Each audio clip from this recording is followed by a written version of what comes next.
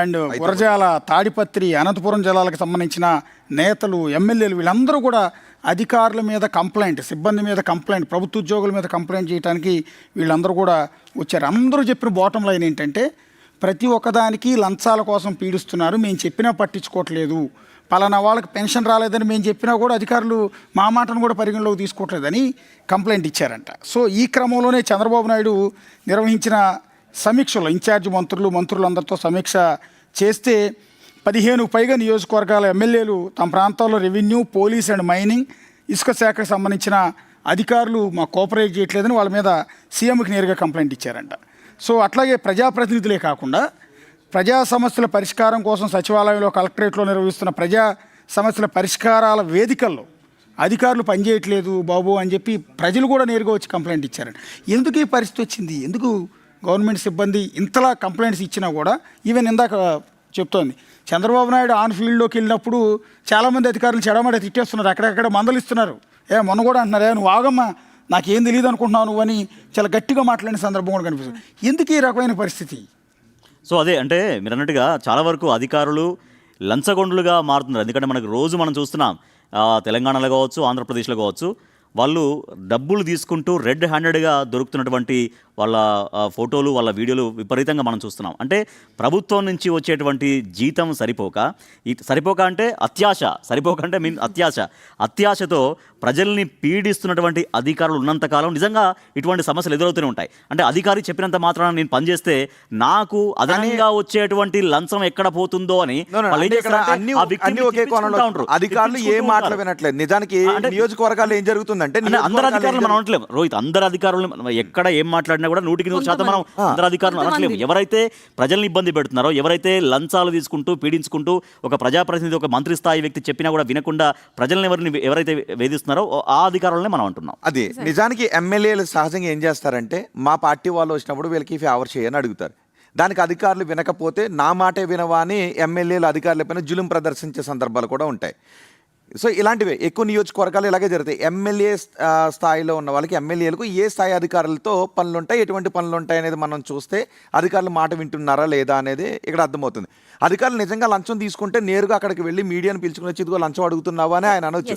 ఒక press meet పెట్టి కేవలం కొన్ని పేర్లు చెప్పకుండా నా పనులు వినట్లేదు, నా మాట వినట్లేదు అని చేశారు అంటే అతని ఇంటెన్షన్ చూడాలి. నేను వరదరాజుల రెడ్డి గురించి ఏమంటానంటే 2019లో కూడా ఆయనకు సీటు ఇవ్వలేనప్పుడు వరదరాజుల రెడ్డి పార్టీ జెండాలు తగలబెట్టి నానా రచ్చరచ్చ చేశారు ఈ వరదరాజు రెడ్డి. అంటే కొంత అసంతృప్తిని ఆయన బహిరంగంగానే వెళ్ళబుచ్చేటటువంటి తత్వం ఉంటుంది.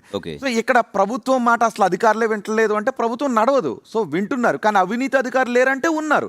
అవినీతి అధికారులను సెట్ చేసుకుంటూ ఉంటారు. తెలంగాణలో కూడా ఎన్ని ఏసీబీ రైడ్స్ జరుగుతున్నాయి, వివిధ రాష్ట్రాల్లో ఎన్ని ఏసీబీ రైడ్స్ జరుగుతున్నాయి. అవినీతి అధికారులు ఎక్కడైనా ఉంటారు, కానీ ప్రభుత్వం మాట వినకపోవడం వేరు, అవినీతి అధికారులు వేరు. అవినీతి అధికారులను పట్టుకోవాల్సిన ఇక్కడ కూడా దానికి ఎక్స్టెన్షన్ లేని పాయింట్ చెప్తారు.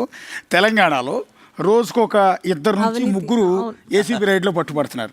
రియల్గా రేవంత్ రెడ్డి సీఎం అయిన తర్వాత దాదాపు ఇప్పుడు కొన్ని 100 మంది మీద ఏసీబీ రైడ్ జరిగాయి. ఎవరిని కొట్టినా 100 కోట్లు, 200 కోట్లు, 300 కోట్లు. కానీ ఏపీలో ఏసీబీ రైడ్లు ఎందుకు జరగట్లేదు? ఎందుకు అక్కడ అవినీతి పాల్పడట్లేదా? ఎందుకంటే ఫ్లెక్సిబిలిటీ వచ్చింది, అధికారుల్లో ఫ్లెక్సిబిలిటీ వచ్చింది, ప్రభుత్వ సిబ్బందిలో ఒక ఫ్లెక్సిబిలిటీ. మాతో పెట్టుకుంటే గవర్నమెంట్లో మార్చేస్తామని బెదిరిస్తున్నారు. మాతో పెట్టుకుంటే గవర్నమెంట్లు మార్చేస్తాం. మేము 2014, 2019లో పనిచేసిన చాతో గట్టిగా పనిచేస్తే చంద్రబాబుని మార్చేసాం, 2019, 2024లో జగన్మోహన్ రెడ్డిని మేమే మార్చేసాం అని ధైర్యంగా చెప్తున్నారు అసోసియేషన్ లీడర్లు.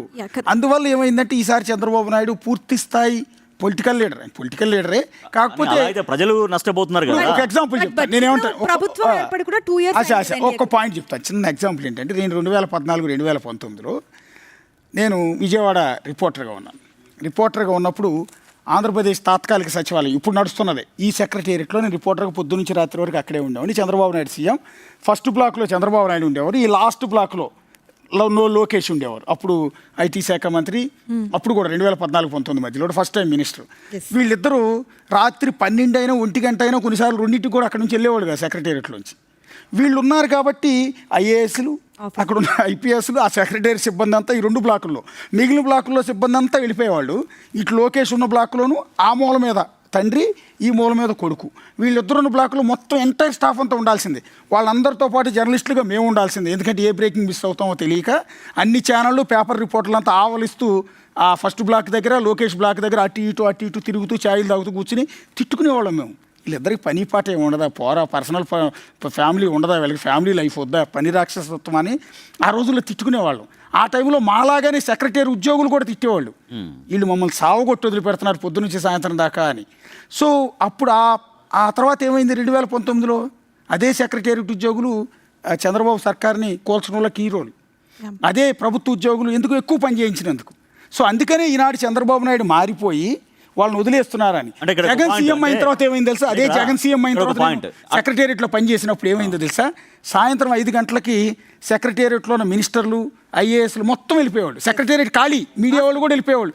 అది గవర్నమెంట్ కూడా చెప్పింది, జగన్ గవర్నమెంట్ మిమ్మల్ని ఇబ్బంది పెట్టను, మీరు చంద్రబాబు లాగా అర్ధరాత్రి 12 దాకా ఉండక్కర్లేదు, 5ంటికి వెళ్ళిపోతాను. పైగా సీఎం జగన్ అసలు సెక్రటేరియట్కి ఎప్పుడు రాలా, అప్పుడప్పుడు ఏదో క్యాబినెట్ మీటింగ్లో వచ్చి వెళ్ళిపోయేవాళ్ళు తప్ప సీఎంఏ లేకపోయేటప్పటికి ఐఏఎస్లకి పెద్దగా ఇంట్రెస్ట్ ఉండేది కాదు, మంత్రులు వచ్చేవాళ్ళు కాదు, మీడియా వాళ్ళకు కూడా పెద్దగా పని ఉండేది. మీరు చెప్పినట్టుగా ప్రభుత్వాలను అధికారులు భయపెట్టడం కాదు, ప్రజల్ని నమ్ముకున్న ప్రభుత్వాలు ఖచ్చితంగా వస్తాయి మళ్ళీ. అంటే కేవలం ఆ ఉద్యోగులు అధికారులే ప్రభుత్వాలని ప్రభావితం చేస్తారంటే సరే కొంతవరకు వాళ్ళ రోల్ ఉండొచ్చు, కానీ నిజంగా సిన్సియర్గా ప్రతి ప్రభుత్వ పథకం క్షేత్రస్థాయికి వెళ్ళి ఆ ఫలితాలు ప్రజలకు చేరుకుంటే ఆ ప్రజలు ఖచ్చితంగా ఆ ప్రభుత్వం వెంటే ఉంటారు. అధికారులు ఉద్యోగులు ప్రభుత్వాలని మార్చడం కంటే ప్రజల్ని నమ్ముకుంటే ప్రజలకు తిరిగి మళ్ళీ అధికారాన్ని ఇచ్చేటువంటి విపరీతమైన తిరుగుబాటు వచ్చినప్పుడు, తీవ్రమైన అసంతృప్తికి గురైనప్పుడు, ప్రభుత్వ అధికారుల్లో ఉన్న అవినీతిని అరికట్టలేనప్పుడు ప్రజలు మారుస్తారు. దానికి అయితే ఉద్యోగుల ఓట్లు కూడా తోడవుతాయి. Correct, exactly. సో ఎప్పుడు కూడా భారతదేశంలో ఎలక్షన్స్ ఎలా జరుగుతాయో ఒకసారి చూద్దాము. అంటే this is not about any party. So generally ఎలక్షన్స్లో ఒక్కసారి విన్ అయిన తరువాతి ఎలక్షన్స్లో ఎలా విన్ అవ్వాలి అనే యాక్షన్ ప్లాన్ ఫస్ట్ నుండే స్టార్ట్ అయిపోతుంది. అది గత ప్రభుత్వమైనా, ఈ ప్రభుత్వమైనా, లేకపోతే రేపటి రోజు వచ్చే వేరే ప్రభుత్వమైనా సరే, ఇప్పుడు ఎలక్ట్ అయిన వెంటనే కూడా నెక్స్ట్ ఎలక్షన్స్లో ఎలా మళ్ళీ విన్ అవ్వాలి, ఎవరిని బాధ పెట్టకూడదు, ఎవరిని ఇప్పుడు ఇందాక మీరు చెప్పినట్టు ఎవరిని సుఖపెట్టాలి, ఇప్పుడు అధికారులు ఎవరైతే ఉన్నారో వాళ్ళని స్ట్రిక్ట్గా చేస్తే మళ్ళీ నెక్స్ట్ టైం ఎలక్షన్స్లో రామేమో అన్న ఒక థాట్ గవర్నమెంట్స్లో వచ్చేస్తుంది. ఇది India wide politicians mind sets ఇలానే ఉన్నాయి. సో ఇది మారిన రోజు ఖచ్చితంగా ఫేర్ పాలిటిక్స్ మనం చూస్తాము. ఆ పార్ట్ ఆఫ్ ఇట్ ఈ రోజు ఏదైతే జరుగుతుందో ఇప్పటికైనా కూడా లేట్ అయిందని నాకు అనిపించట్లేదు. బ్యూరోక్రసీ సరిగ్గా ఉంటేనే గవర్నమెంట్స్ మంచిగా పనిచేస్తాయి. ఆ పార్ట్ ఆఫ్ ఇట్ జనాల వరకు ప్రతిదీ కూడా, ప్రతి లాభం గవర్నమెంట్ ఏదైతే అందిస్తుందో అది వెళ్తుంది. కాబట్టి ఇప్పటికైనా కూటమి ప్రభుత్వం ఎవరైతే ప్రభుత్వంలో ఉన్నారో వాళ్ళందరూ కూడా ఖచ్చితంగా అధికారులపై రియాక్ట్ అవ్వాలి. రియాక్ట్ అయ్యి వాళ్ళు పనులు చేసే విధంగా కార్యాచరణ చేపట్టాలి. ఒకవేళ నిజంగానే ప్రభుత్వం దీంట్లో ఎంతో కొంత లాభం పొందాలనో, లేదంటే నిజంగానే ఉద్యోగుల వల్ల మాకు నష్టం జరుగుతుంది అనుకుంటే ఇటువంటి స్టేట్మెంట్స్ డైరెక్ట్గా పాస్ చేయరు. అంటే సీఎం కూడా డైరెక్ట్గా వచ్చి మీరు పని చేయట్లేదని చెప్తే అది ప్రభుత్వానికి నెగిటివ్ అని చెప్పే విషయం చంద్రబాబు నాయుడు తెలీదా? తెలుసు కదా. కానీ చెప్పడానికి కారణం ఏంటంటే చెయ్యడం లేదు. ప్రజలు ఏదైతే అసంతృప్తి వస్తుందో అసంతృప్తికి మేము అధికారులు చెప్తున్నాము, కానీ అధికారులు పని చేయట్లేదని చెప్తున్నారు.